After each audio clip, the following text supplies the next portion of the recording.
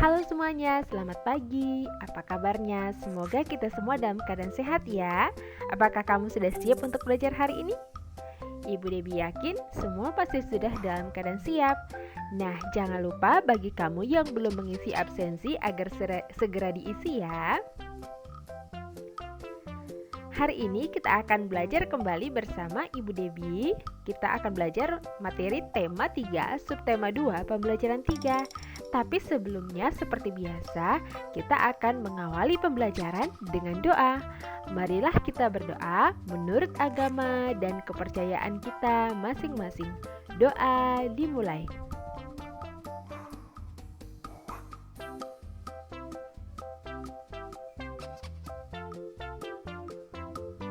Doa selesai.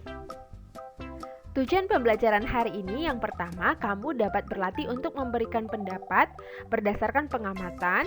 Yang kedua, kamu dapat mengidentifikasi sifat benda padat.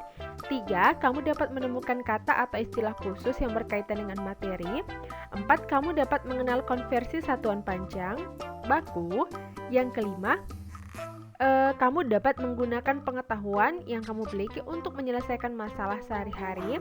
Yang keenam, kamu dapat mengidentifikasi gerakan lambat kaki saat menari. Dan yang ketujuh, kamu dapat memperagakan gerak lambat kaki dalam suatu tari. Nah, jadi pada materi ini kita akan belajar tentang yang pertama nanti ada ayo mengamati ya, mendeskripsikan benda padat. Lalu yang kedua, mengetahui sifat benda padat. Yang ketiga, memahami pengukuran jarak. Dan yang keempat, menyanyikan lagu barisan musik. Ayo mengamati. Salah satu wujud benda antara lain padat. Banyak contoh benda padat di sekitarmu. Ada batu, pensil, dan kursi merupakan benda padat. Mengapa benda-benda tersebut digolongkan sebagai benda padat? Yuk cari tahu sifat benda padat tersebut. Lakukan pengamatan sebagai berikut. Nah, untuk mengetahui mengenai benda padat, kita dapat melakukan pengamatan sebagai berikut. Nah, yang pertama, amatilah benda-benda padat di sekitarmu. Yang kedua, tuliskan sifat benda padat berdasarkan pengamatanmu. Nah, kamu telah menuliskan pendapat berdasarkan pengamatan. Sekarang, lakukan percobaan untuk mengetahui sifat benda padat. Untuk mengetahui sifat benda padat, yang harus kita lakukan yaitu yang pertama mengumpulkan benda padatnya ya, yang ada di sekitar sekolah maupun di sekitar rumah ya. Mungkin karena kondisi sekarang masih belajar daring, kamu bisa mengumpulkan benda-benda yang ada di sekitar rumahmu. Nah, alat dan bahannya ada ember, gelas, kemudian kantong plastik. Langkah-langkah percobaan yang pertama itu kamu masukkan benda yang kamu kumpulkan ke dalam ember. Yang kedua, kemudian ke dalam gelas ya, masukkan benda tersebut ke dalam gelas. Dan terakhir, masukkan ke dalam kantong plastik. Nah, yang ketiga, catatlah hasil percobaanmu ke dalam tabel di bawah ini. Lalu yang keempat, lihat contoh nomor 1, oke? Nah, di sini ada tabel pengamatan ya. Ini ada contohnya. Jadi kamu bisa perhatikan misalnya yang pertama, contohnya di sini benda yang kamu temukan pensil. Nah, kita lihat pensil ini setelah kita lakukan percobaan, apakah bentuknya berubah sesuai tempat? Nah, kalau tidak maka diberi tanda silang. Kemudian bentuknya tetap ya, ini benar. Kita centang ya. Kemudian dapat digenggam, benar sekali kita centang. Tidak dapat digenggam, ini salah ya pernyataannya. Nah, yang kedua untuk benda buku. Misalnya, apakah buku ini berubah sesuai tempatnya? Tidak ya, sama seperti pensil. Bentuknya tetap, ya benar. Dapat digenggam, benar. Dan tidak dapat digenggam, ini salah. Kemudian yang terakhir juga sama ya. Bentuknya berubah sesuai tempat, tidak. Bentuknya tetap, iya. Dapat digenggam, iya. Kemudian tidak dapat digenggam, ini salah. Nah, ini contoh tabel hasil pengamatan yang dapat kita buat. Apakah hasil pengamatanmu sama dengan hasil percobaanmu? Nah, di sini setelah melakukan percobaan dan pengamatan, kita bisa buat ya hasilnya di sini dengan menjawab pertanyaan berikut. Kemudian kamu telah melakukan percobaan, hasil percobaanmu telah diperoleh. Dapatkah kamu menyimpulkan sifat benda padat? Benda padat mempunyai sifat.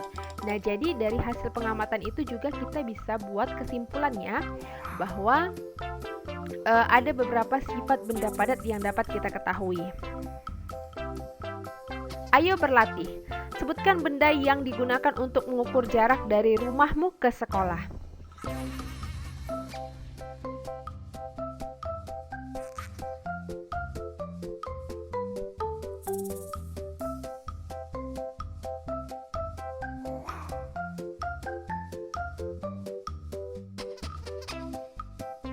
Nah, untuk menyelesaikan soal tersebut, kita dapat lakukan penyelesaiannya sebagai berikut. Jarak yang ditempuh Dayu dari rumah ke pasar adalah, kita bisa tambahkan ya, 6 km tambah 7 km. Karena di sini satuannya sama, kita bisa langsung tambahkan, maka hasilnya 13 km. Ayo kerjakan soal berikut. Nah, di sini kita akan berlatih untuk mengerjakan soal cerita ya. Yang pertama, Udin dan Beni akan berlomba lari. Jarak yang akan ditempuh 350 meter. Lomba pun segera dimulai. Saat Udin telah sampai ke garis akhir, Beni baru menempuh 200 meter. Berapa meter sisa jarak yang harus ditempuh Beni sampai ke garis? Nah, perhatikan ada kata sisa.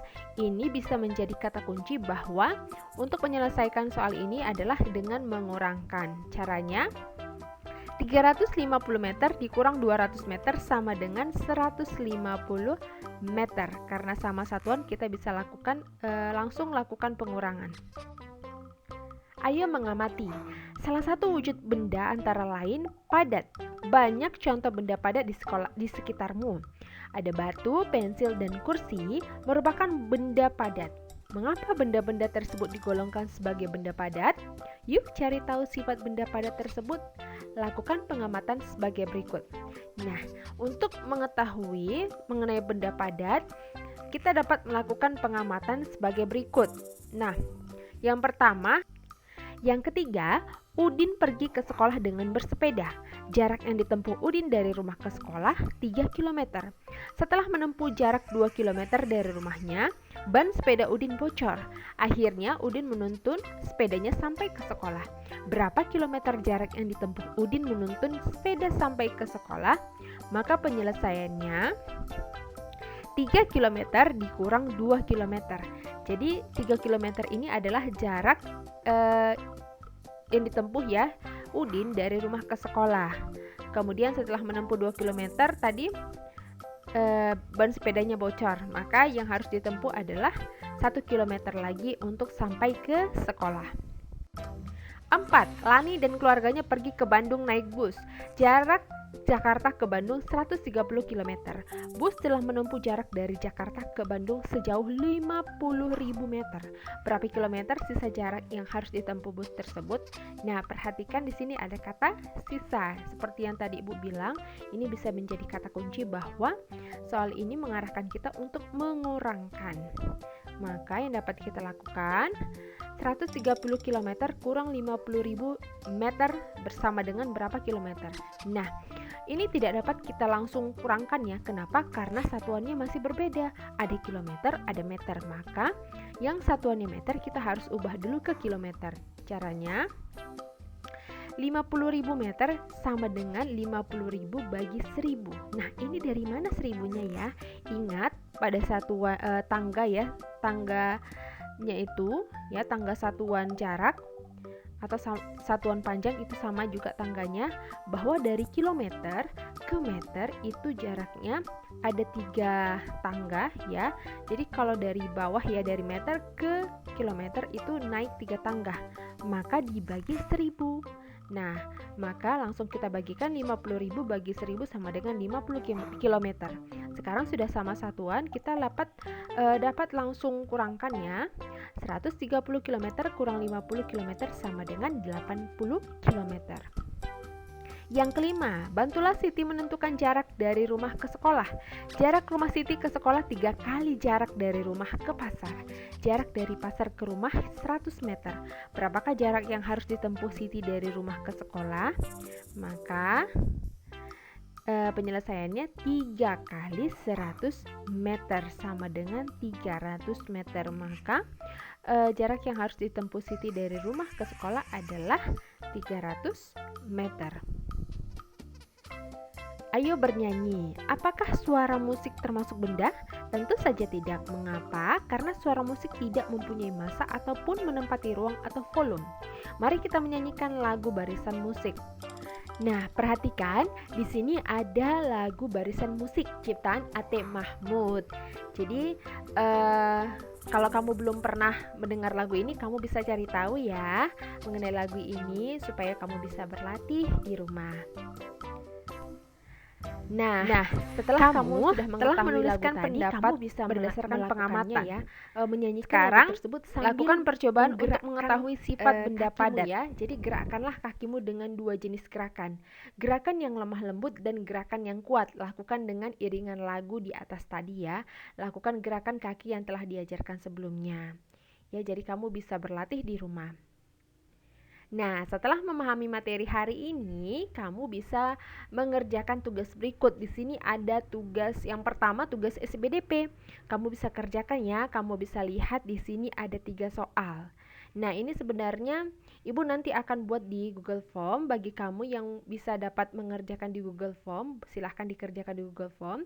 Bagi kamu yang tidak bisa membukanya di Google Form, silahkan kerjakan di buku tulis dengan rapi. Nah, ini ya, perhatikan di sini ada 3 soal untuk SBDP. Nomor 1, 2, dan 3. Nah, kemudian di sini juga ada soal untuk SBDP tadi ya, lanjutan tadi ada nomor 4 dan 5.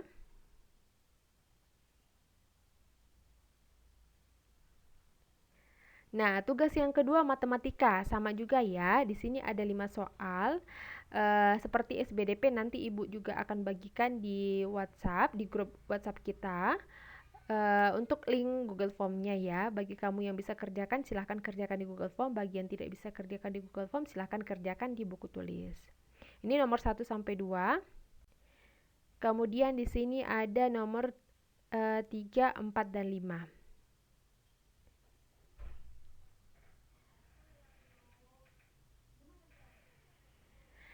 Sekian dulu untuk pembelajaran hari ini. Jangan lupa tugas yang tadi sudah Ibu jelaskan boleh dikerjakan ya nak dengan benar. Dan jangan lupa tetap semangat belajar dan tetap jaga protokol kesehatan. Sampai bertemu di pertemuan selanjutnya. Selamat pagi.